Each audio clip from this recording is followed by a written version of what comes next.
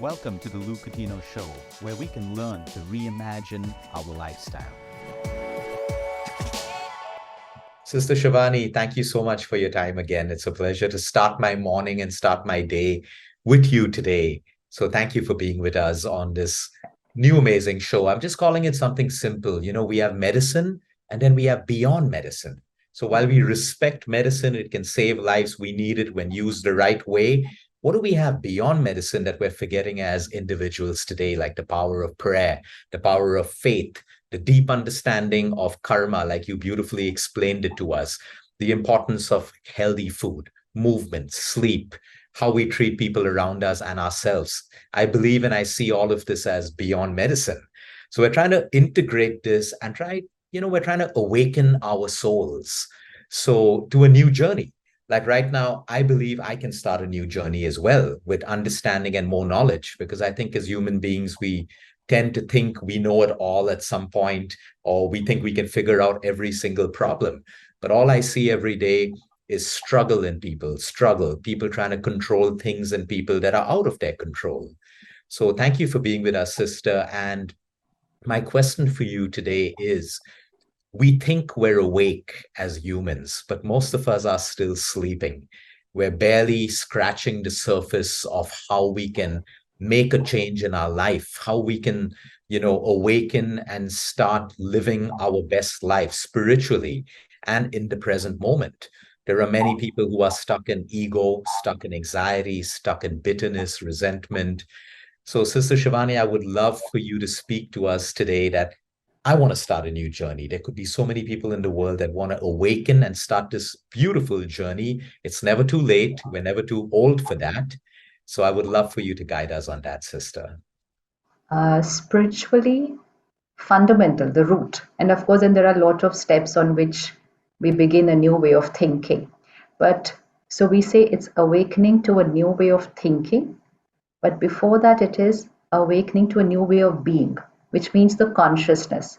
So if my consciousness is right, then my intentions, thoughts, feelings, everything is coming out of that. But if I just try and work on my thinking, my feelings, it works sometimes, it doesn't work sometimes, because my root consciousness of who I am is not set to what is the truth. So like you said, ego. So what is ego? So when we ask ourselves, what is ego? So we feel if I believe I'm right, I'm the only one who can do it, or I'm superior to people, that is ego. That's what we've heard while we were growing up. But what I understand spiritually is a very simple working definition. Ego is attachment to a wrong image of myself. Attachment to a wrong image of myself. And when there will be attachment, there will be fear of losing what I'm attached to. So attachment to a wrong image of myself means if I had to introduce myself to someone, or even if I ask myself, who am I? So the answer to the fundamental question, who am I? So I is always look at the body first thing in the morning and say, how am I looking today? Even when we say, how am I feeling today? It will be something, my gut is like this, my head is paining, or today I'm perfectly fine. That I also am referring to the body. So I've grown fat, I'm losing weight. It's always referring to the body. So I look at the body as I. Then I give my name, my role, my position, my qualification, my relationship, my country, my nationality, my religion, my caste. All of these are important. They're extremely important, but they are all mine. They are all what I have acquired on this journey of life. And this whole journey is about acquiring and sometimes even losing. I acquire relationships, but on the journey, I lose people also. I acquire role and position. On the journey, it keeps changing. And one day a day comes that I lose that designation. I've retired. But if we see sometimes people would like to hold on to that designation after that designation is no more their identity also. Because of the feeling that if I am not this, then who am I? So I will hold on to it saying I am X so and so. I'm retired so and so, because that is how I introduce myself to other people. And so attachment to a wrong image of myself, it's like if I give you a gift It's so beautifully packed. Sometimes nowadays the ribbons are so pretty, the wrapping paper is so beautiful, and it's so beautiful that we may think this is so pretty, this is the gift of my life. But all those ribbons are all my relationships. So I just need to keep it aside for a minute and say, okay, these are the ribbons of my life. Then there is a label on the gift. Those are all my roles, positions, designations. Keep it aside for 10 seconds. These are mine. And then that wrapping paper is everything that we use to drape ourselves, which is all branded today. Keep it aside. It's just the wrapping paper. And inside, there is a very, very beautiful velvet box. It's so beautiful that I think this is my gift, but this is just the box.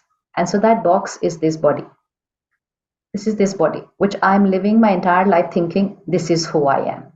But just open the box and there is that beautiful, flawless, valuable diamond inside. So rarely are we reaching the diamond. We are so engaged in all the wrapping paper, the frills, the labels, and most important, this velvet box. So I'm living my life without knowing who I am. So that diamond is I, which we can call the soul, the spirit, the consciousness. In Hindi, we call it Atma, light. Words are many, but it's not the word which is important. It's the awareness that I am this energy, this is matter, my body, and everything else I achieve while I'm on this journey in this body. Today I'm in this body, tomorrow I will leave. And when I will leave, I don't die. It's the body which dies. So fear of death will slowly just disappear from life because we thought I die. I don't die. It's my body which is not functional, and so I need to change the body just like I change my costume every day, my clothes. I am eternal. So energy doesn't get created, doesn't get destroyed. We change costumes, and on this journey of multiple costumes, on this journey of life and death, I create karma, I create sanskars, and so when I, the soul, leave this costume, everything will be left behind. The only thing that goes with me is my sanskar, which means my nature, my personality, and my karma. So that it becomes my priority of life. So now I'm very clear. I'm a soul. My karma and sanskar is my eternal thing, which is going to remain with me. Everything else which is there with me is temporary, important, but temporary. So now my way of living life will change. Now my priorities while doing everything that I'm doing will change. Now achievement is very important, but the state of my mind while achieving is more important than my achievement. So doing right is very important, but being right is more important than doing right. And when I'm being right, then doing right will automatically come into play. So awakening to this reality. So what we practice spiritually is the journey from 100% ego consciousness to shift towards a journey of 100% soul consciousness. That is the purpose of this spiritual journey. So when there is ego consciousness, there will be stress, there will be anger, there will be expectations, there will be attachment, there will be fear, and the long list. And soul consciousness, the original nature of every soul, is purity, peace, love, happiness, power, knowledge, and bliss. These 7 sanskars, these 7 natures, is the personality of every soul. In Hindi, it's called Sato Guni Atma, means the soul is made of 7 qualities. Like the body is made of 5 elements, soul is made of these 7 qualities: purity, peace, love, power, happiness, knowledge, and bliss. But today, we're looking for all these 7 outside. So my whole way of living changes. I want happiness. I want love from people. I'm looking for peace. I exercise power by controlling people. So my original 7 qualities, I'm looking for it outside. So I am asleep. This is the sleep of ignorance. So we need to awaken to the truth, who we are. Then I understand who you are. So when I know myself, I start understanding people around me. Otherwise, we are relating to people only based on their achievements. Just you visualize yourself, you're going to meet the chairman or an MD of a company. Your car will first cross somebody at the gate.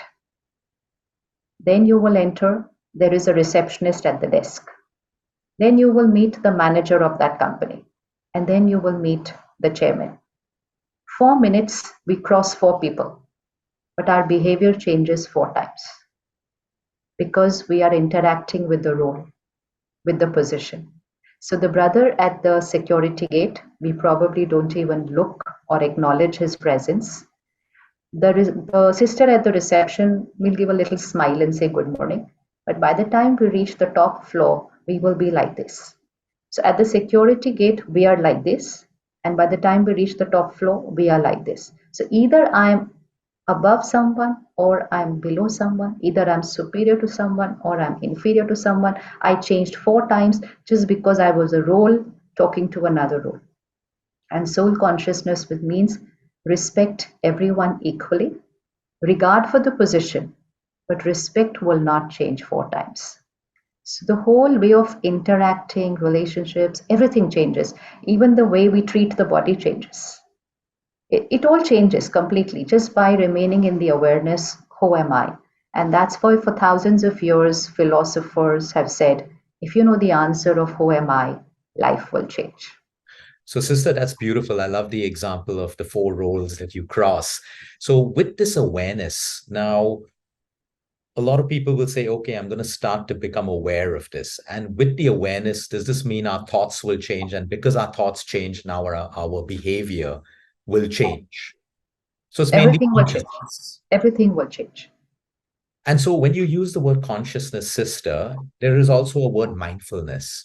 Are they both more or less the same? I'm being conscious about my thoughts. I'm being mindful about the thoughts. Or is there a difference, just out of curiosity? Conscious is mindfulness. Consciousness is not conscious. Conscious is I'm aware. Like we say, I'm conscious, I'm doing this. I'm conscious of what I'm speaking. So mindfulness is also same. I'm mindful of what I'm saying. I'm mindful of what I'm doing.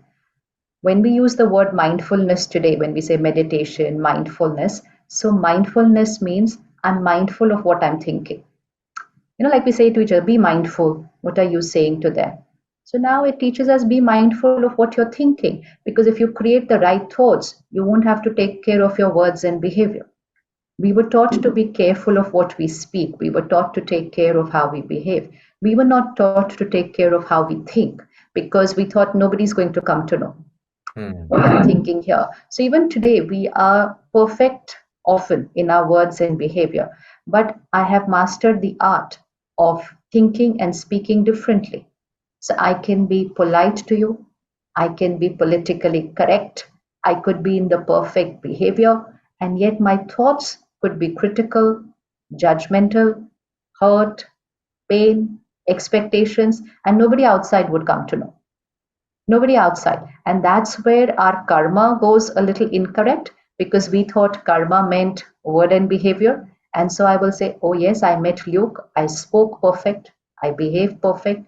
I even gave him a gift at the end of the meeting. So I take my karma saying everything was perfect. But it is my intention in meeting you.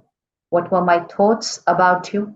What were my feelings and experiences in the meeting that I recorded here, which is actually my karma. Because thoughts will be thousands, words will be few, and behavior even lesser than that.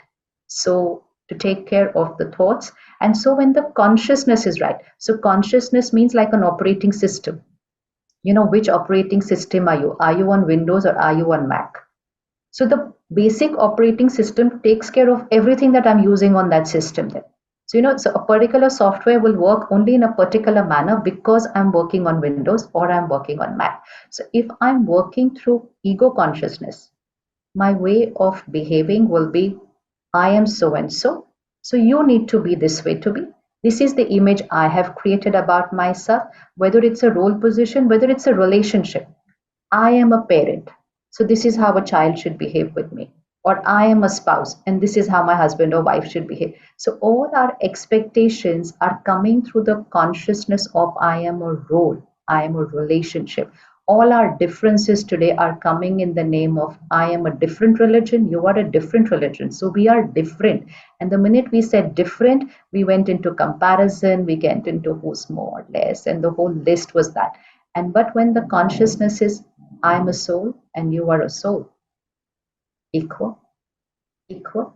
And then understanding, compassion, acceptance, this starts coming natural.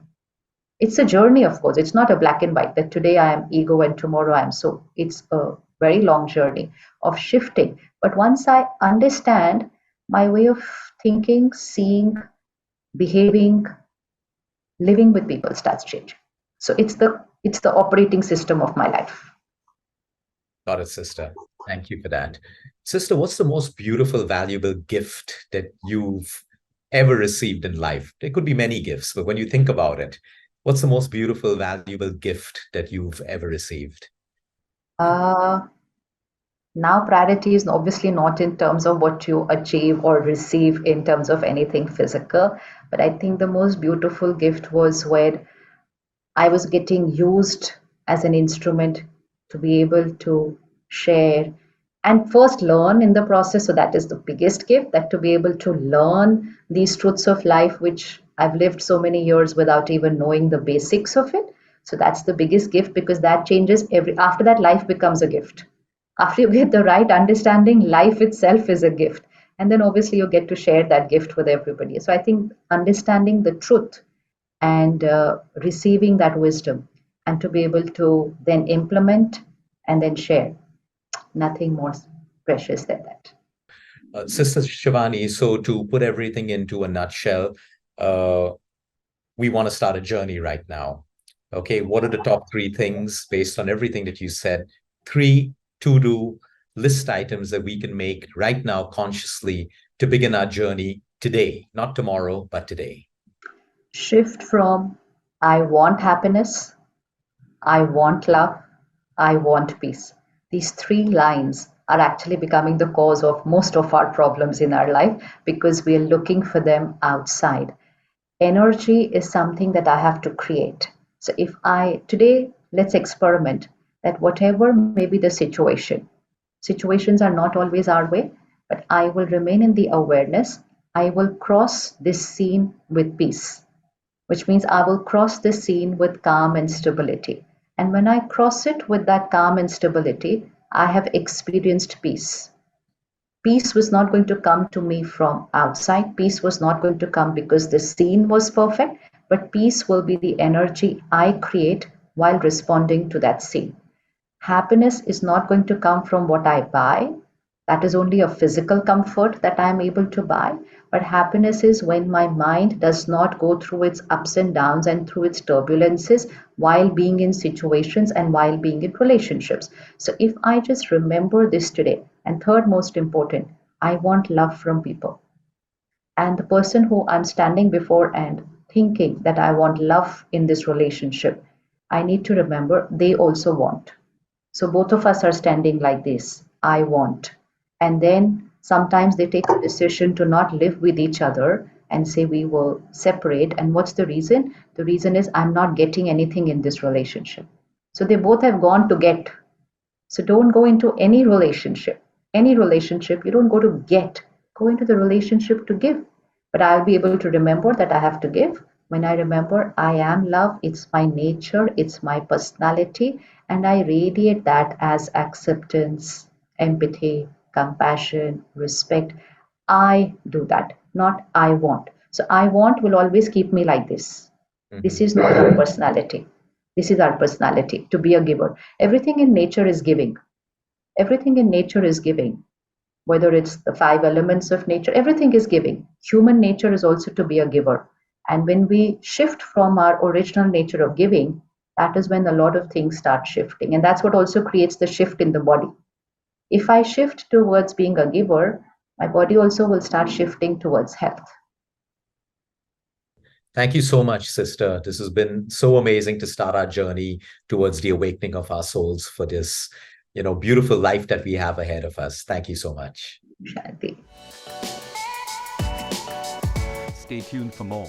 We're going to continue our journey, learning, sharing, and evolving.